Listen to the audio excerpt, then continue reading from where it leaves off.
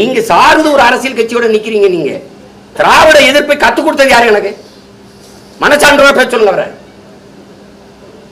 சொல்லுங்க தம்பி.